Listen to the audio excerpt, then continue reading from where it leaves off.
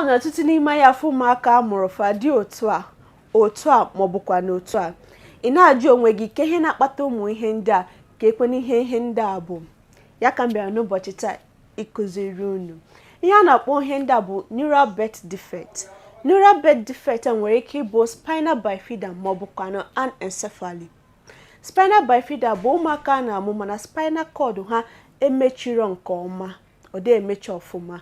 Anencephaly bụkwanụ ụmụaka amụrụ mana skull ha emechiro nke ọma ma ọ bụkwanụ ụbụrụ isi fa etozuru ka o kwesịrị isi tozuo.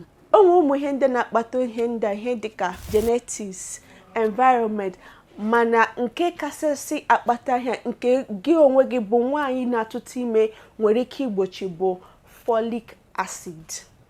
Folic acid a bụ ọgwụ nke arụpụtara iji mezuo folate. Enwere ọtụtụ nri nke ị nwere ike iri iji na-enweta folic acid nke dịka banana, avocado, pear, mana nri ndị a adịghị emepụta folic acid nke ị kwesịrị iji na-eme ihe ụbọchị niile. Ya mere ndị Food and Nutrition Board ka a na-aṅụ folic acid ụbọchị niile. Ụbọchị niile ụmụ nwaanyị kwesịrị na-enwe 400 mg of folic acid ọ bụrụ na ịtụbeghị ime.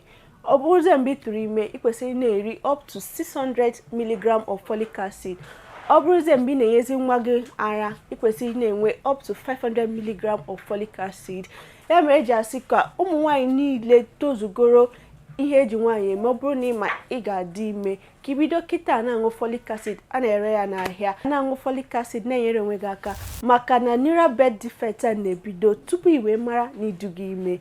A sị na mgbochi ọrịa ka ọgwụgwọ ọrịa, ka ibido kịta na-enyere onwe gị aka.